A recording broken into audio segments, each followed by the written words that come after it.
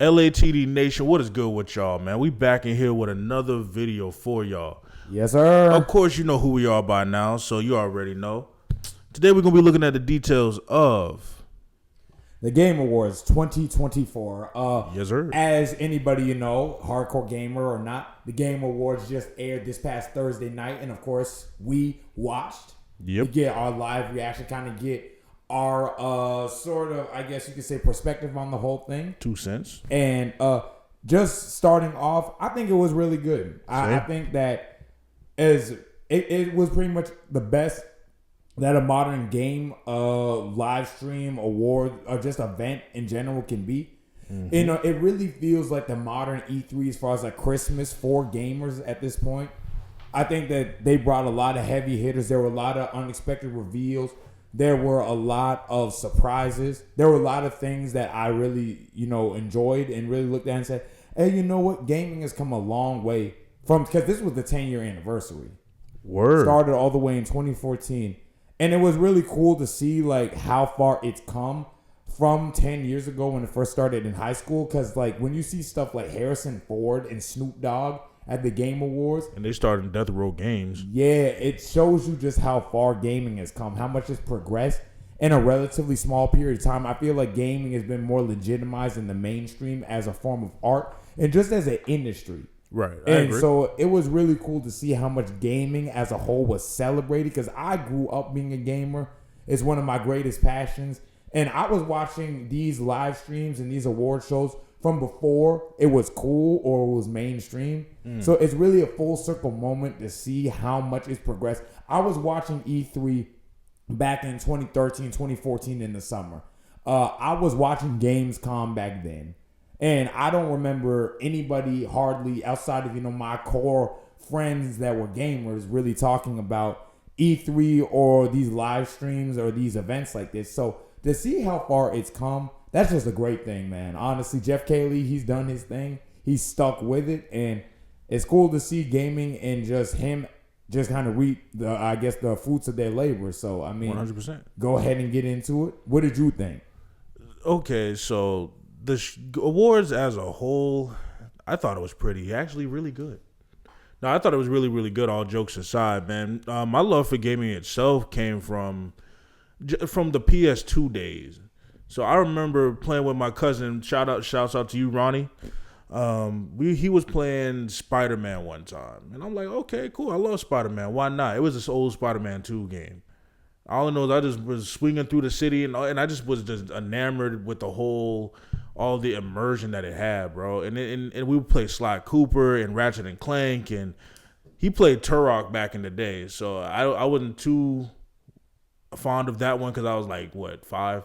So and all the blood and gore. We even played Dragon Ball Z Tenkaichi. So it's like gaming for me has always been a part of my life. Shoot, I own a game truck for the Lord's sake. You know what I'm saying? It's just always been there for me when nobody else was. You know what I'm saying? Yeah, it's my main source of freedom, free time, and all of it. So it was one of the very first things that really made me imagine. It's one of the things that really first, opened my mind up to, imagination. And all these years later, I still love it in a way that I don't love many other things. So I really felt that way with this Game Awards in particular. Like I really felt like I was that 15, 16-year-old nerd obsessed with, Uncharted or Same. Metal Gear or Last of Us. So it was really cool to see and feel that again all these years later. So let's go ahead and get into the awards, man.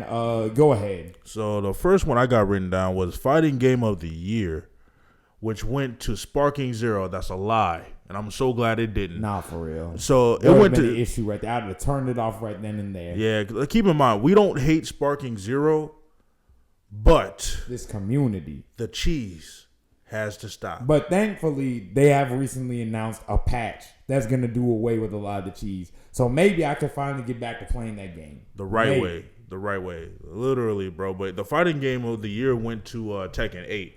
Rightfully so. I've heard a lot of great things about Tekken 8. I think it's kind of become the premier fighting game in the Evo circuit and just the online fighting game community. 100%. Street Fighter 6 and Tekken, just these IPs are really having a renaissance right now.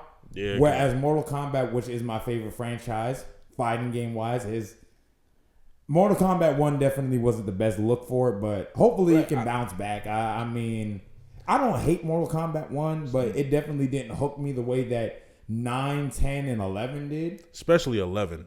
No, 11 was tough. I think part of the reason why Mortal Kombat 1 failed is because of all the cameo fighters.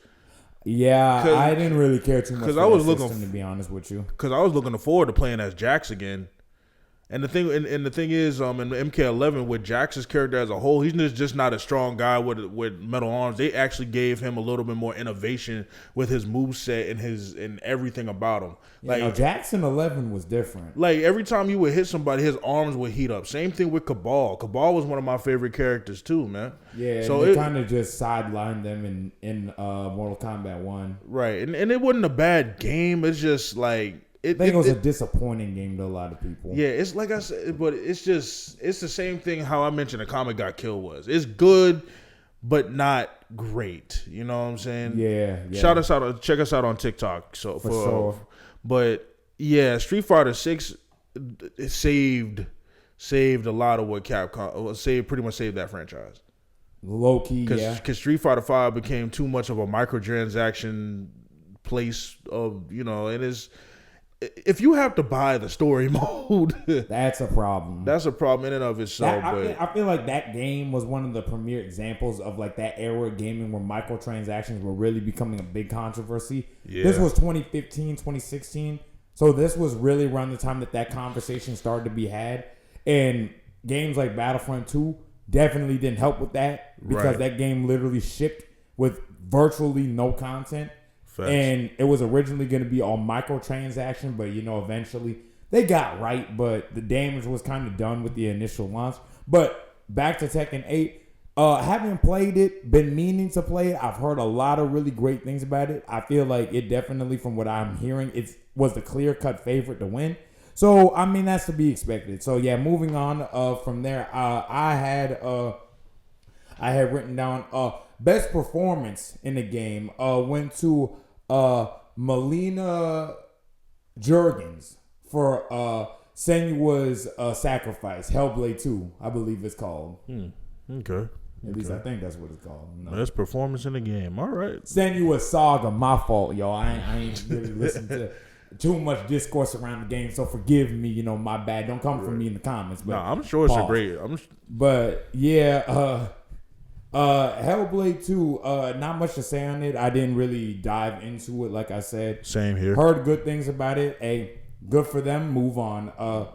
But yeah. So, best VR AR game. Okay. Now, this one is a little bit of a controversial opinion from. I don't really have a dog in the fight either way. But the reason why it's a controversial opinion because Batman Arkham Shadow came out, but yet they can't give us an actual good Arkhamverse game again. If they were gonna do it again, they should have did Batman Beyond. But I feel like the time for I shouldn't say the time for that is long since passed. But at the same time, if they were gonna do that, that was 2015. That could have been 2018, 2019. Yeah, but it's been almost 10 years. So I mean, 2019. No, that was 2015. I'm sorry, Arkham Knight was 2015. Yeah, but I mean, I don't have a dog in that fight. Didn't like Suicide. Well, I didn't play Suicide Squad. But wasn't going to. Yeah, we don't even need to even get on Suicide Squad. Well, yeah, we do because it's pretty trash. And that's how they ended the Batman. The same Batman that was in the Arkhamverse. Now we hadn't launched the podcast back when this game first came out, but boy, would there have been a conversation around that if we had. Most definitely. Like it just showed that they didn't really care. I think it was a Warner Brothers issue. I think it was an issue of studio interference. Most definitely. Because this can't be the same Rocksteady that gave us 3 of the most polished, just overall greatest superhero gaming experiences of all time. Right. Back to back to back. I'll put it like this. If Spider-Man is the successor, this is definitely the predecessor. The Batman Arkham games have always been the best superhero games of all time until Spider-Man showed up. Now, well, with that being said, that's up to y'all. Let us know in the comments. But I personally think Batman, the Arkham games are easily the best superhero video games out there. 100%. But yeah, back to Batman Arkham Shadows. I've never played it, but me neither. But that's the reason why I haven't played it. You know what I'm saying? It just didn't look like it was gonna do anything for the franchise. And the thing is, they could do something with Batman Beyond. They still got time, you know. But it's like I think but the clock is very much ticking, and it's not even on their favor.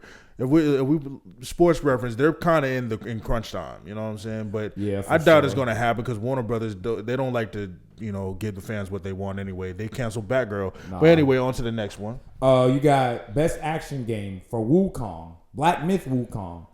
I'm not mad at that. I really, really do like Wukong a lot. I think it is a great game. Most people seem to agree with this, and overall, I'm glad to see this game getting its flowers, especially after 4+ years of anticipation that this game had building towards its release. I'm happy to see it. Yeah, same here. Same here. Seems like you got more to say. My only gripe with it is, and I'm still stuck in chapter 2. Scale issue. That's what they say. That's what they say. Whatever, bro. Whatever. I'm still stuck on chapter 2. I can't get past those two rodent son and dad, and the little small one who throws the rocks, and then the big one who you got to fight mainly. I'm like, it's annoying, bro. Them two. And then on top of that, the little henchmen that they got that aren't the boss fights, but the ones with all the arrows, I keep getting shot down by them too. I ain't gonna lie. I don't got the time nor the patience to play this game. But yeah, it's still a great game though. But I do love it though. Yeah, for sure. Definitely. I'll go back every now and again to check up on it and be like, you know what? I'm gonna try again. Lose? Oh well, college football. Here we go. So on to the next one, bro. So which one I had?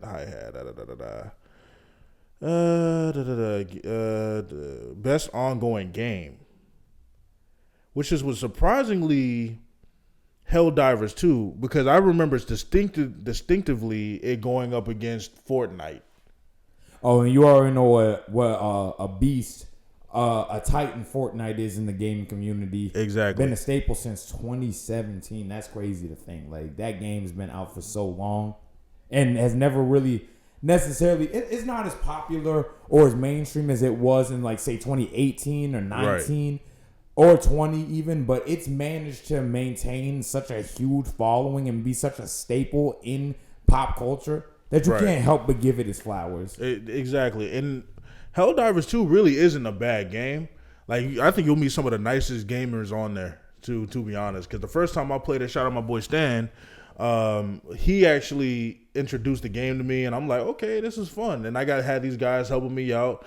You get giant mech robots. Like, it's a cool game, but I think the reason why I was falling off is because on TikTok, I saw that people were complaining about, like, certain weapons getting nerfed and everything, and the game is hard, but it's meant to be hard. You know what I'm saying? Kind of like Wukong, but it's still meant to be achievable. So, like, the boss fights aren't meant to be that doggone tough. But anyway, I digress. So Helldivers 2, it really does surprise me because it was going downhill, and then you had games like Warhammer 40,000 Space Marines. You know, Space Marine 2.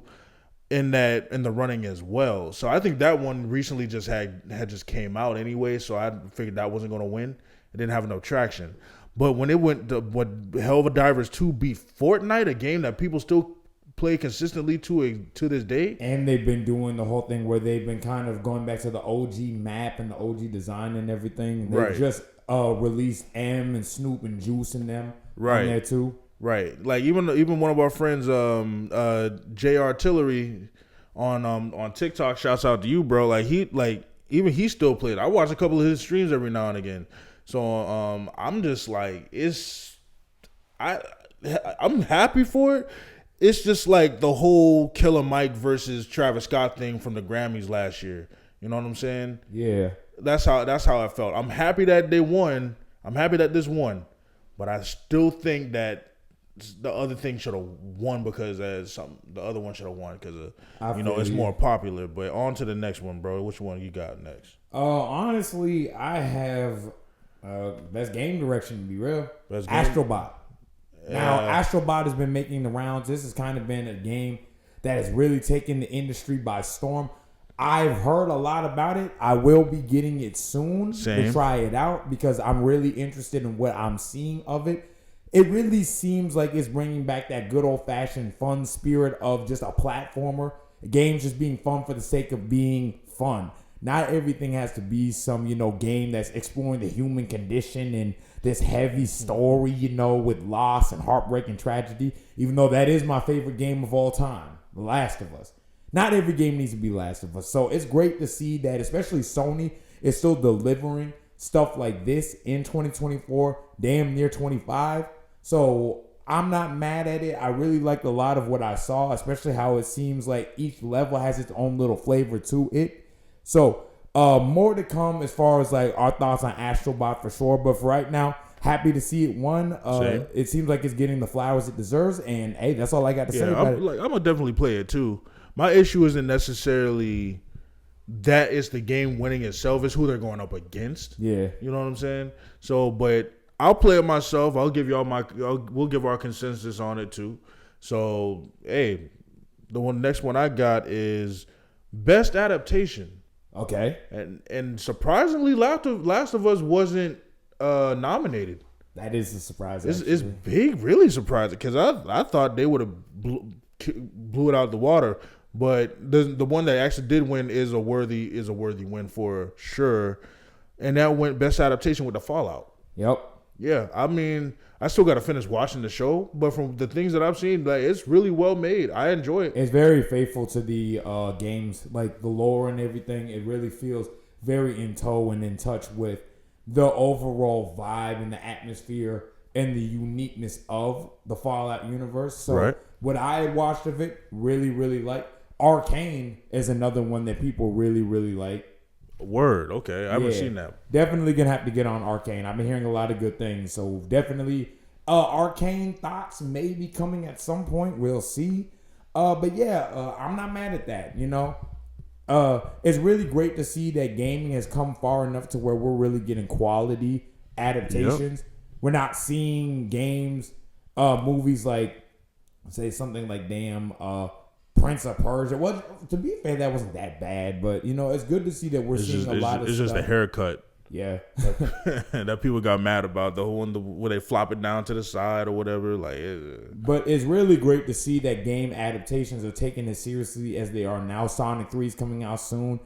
It's really great to see how much, again, gaming's been legitimized. True. People care about these adaptations. People care about telling these stories.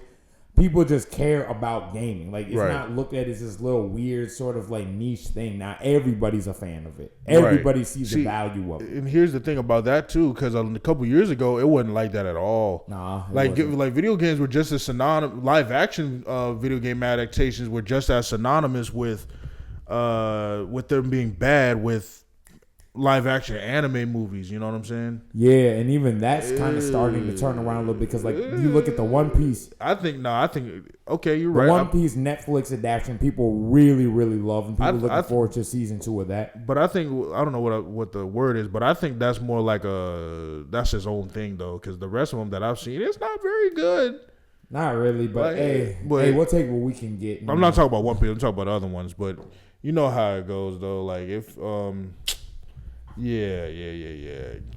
Just to see how Last of Us in and of itself was really good. Really, really good. And for me, Last of Us, I was concerned about that adaptation. And I remember saying to myself, man, if they don't get this right, boy, what the hell I would have raised. But luckily, great adaptation that does a really good job of capturing the spirit of the game, but also doing its own thing. It's not a one-for-one remake, entirely retelling of the original game. 100%. It does its own thing. There are certain things, like, don't get me wrong, like the beginning and how they progress and how they go on the journey all the way to the end of it and how that leaves off from the beginning of season 1 and the end. Right. It is the same, technically. But what they do in between and things that they do with certain characters, really well done. Season 2 is confirmed for May of next year. Review will definitely be out for that. Yeah, for the fans who never played. Let's go, man. For the fans who I never want played. all the smoke. Same. Man, I'm ready, man. I'm gonna put it like this: for the fans who've never played the game, next one. For sure. So the last one I have is Game of the Year. Yeah, let's go ahead. Game of the year. Astrobot. Now, remember how I said that it's not necessarily that it wins, it's who they go up against. Final Fantasy VII Rebirth was another one that a lot of people feel like they should have won. I saw on the stream itself was that everybody was showing L left and right, and it's like, oh, it's too woke. I'm like, oh gosh, don't start that. I get that you don't want your favorite. That's your favorite. That woke that complaint, man. Like, come on. I'm gonna put it like this: I get your favorite game didn't win, but you don't need to call everything woke just because it didn't win. I'm trying to tell you. Which I mean, we got a video about that coming soon ish. Kind of commenting on the whole woke thing. Yeah, like it's like. We'll save that for that time, but but we already know it's stupid. But full length video coming soon. But anyway, Astrobot winning. From the clips that I've seen of it, I really don't think it should have won. But I can't say anything because I never played it. So I mean, I don't know. But I'm not really have a dog in this fight either. But I think there might have been slightly better games that maybe should have won, in my opinion. But congratulations to Astrobot and the developers, and it's just, we'll see. Like I'm gonna play it, like we said, but let's go into some of these reveals. Yeah. So overall, as far as the awards and everything, I think most people are relatively satisfied. There's gonna be a bit of controversy. Of course, year. It's woke. But yeah, let's go ahead and get into these game reveals. I'll go ahead and let you start that off. So Witcher 4 got revealed. Yes, sir. Now, I'm in the middle of playing Witcher 3, and I imagine that it's going to be a great game because it's CD Projekt Red. There you go. They made it, and I'm gonna stop talking like this. So I like playing Cyberpunk. If it's the same experience like playing Cyberpunk was after it got patched, literally, then I'm pretty sure I'm gonna have fun, man. Because it's like I love Cyberpunk, and I'm playing like the prologue of Witcher 3 right now. So we'll see. I played it a little bit back in the day. I feel like I didn't appreciate it as much back then, in part because I don't know. I just don't remember having really. I liked the game, but I didn't lock into it like that. Right. But I feel like having played Cyberpunk and loving that game as much as I do, it is one of my favorite games of all time now. I feel like now I'd be more willing to really dive into Witcher 3 because that's more CD Projekt Red. So I'll probably get back into that before Witcher 4, like going into that series, the protagonist of the new one, which of course, there's some people here, a certain type of person that's upset about that. But man, we don't even need to give them folks energy. It's woke. Yeah. Apparently, even though you could play a Ciri in Witcher 3. And a lot of people like playing a Ciri in Witcher 3. I don't know what the controversy is. It's woke. Quote unquote controversy, but you ain't need to go into all of that, honestly. But it's woke. Just like, I'm just playing. It's too late to really tell what they're going to do. Honestly, let's just give it a chance. Let's be open-minded, man. Honestly. Yeah, for real. Like, it ain't no thing but a chicken wing. Let's just rock with it, man. I agree. It only matters at the story. But next one is Elden Ring Night Ring. Oh, yeah, folks are excited about that. That's a very, I guess, out of the blue review. I mean, especially, coming off the back of Erdtree. From Software just continues to cook. They're on a goated run right now. They're on like a Kendrick Lamar equivalent in gaming type of run. They just keep going back and just doing that thing over and over again. And I think this is the latest example of that. The Elden Ring community, the From Software community is up in, just elation about this. And, I've never been a huge fan of these games, but I'm happy for them, man. I'm happy that they're getting more content. It's always good to see developers giving people what they want in unexpected ways. So all in all, it looks promising. I think it's supposed to be coming out next year. So, hey, maybe that'd be the time for me to finally dive into Elden Ring. Because, I mean, truth be told, I ain't really played it like that. So yeah, me neither. I'm afraid that it's going to have the same effect that same effect on me that Black Myth Wukong has. To be honest, like that's why I'm afraid to play it. But hey, What's wrong reveal you got, bro? Outer Worlds 2. That was actually a really big surprise because the original Outer Worlds I remember getting in my first year of Coastal, like in 2019 when I first got there. You know, Sean Sup, of course. And I remember I played it a little bit here and there. I distinctly remember having that game, and I think I bought it from the Walmart there in Conway. And I remember playing it, and I really liked what I played of it. But again, it was just another one of those games I didn't really invest into like that. But I'm happy for the community and for Obsidian because a lot of people really love Obsidian because people tend to view Fallout New Vegas as being the best modern Fallout game in terms of like the 3D style and the shooter style because it kind of combined both aspects of Fallout 3 with the more modern revamped gameplay style, but with 1 and 2 type of writing and dialogue and storylines. So I'm happy for it. You know, Outer Worlds was a good game. A lot of people really like it. Low-key kind of found a cult following in the year since it came out. So overall, yeah, good for them. I'm happy to see Obsidian still doing their thing after all these years. And, you know, now Bethesda with Starfield not being so great in most people's opinion.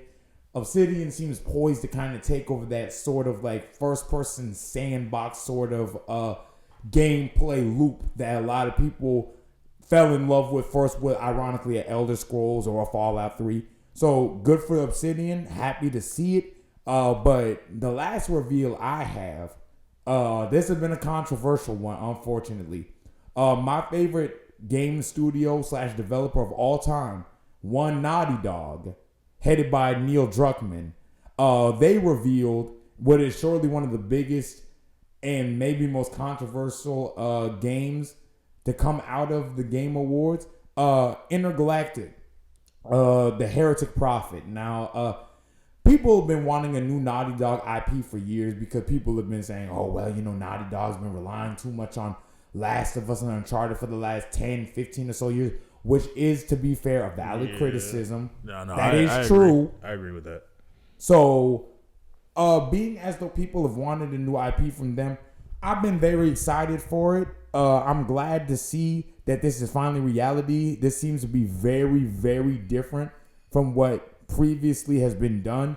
But again, man, the whole go woke, go broke crowd is, you know, on Naughty Dog ass again. You know, this is a continuation of Last of Us Part 2 era controversies with Naughty Dog. Oh, well, you know, they have certain politics and certain agendas in the game, man.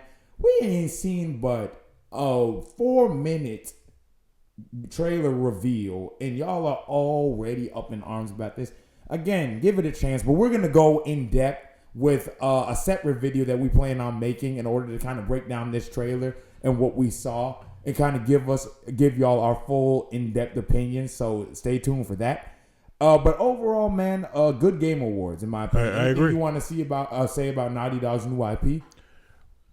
Can't wait. It's been a long time coming, and I'm gonna be real. I might replay Last of Us and Last of Us Part 2 again just because of this for this reveal and Uncharted games because I just been wanting to play them.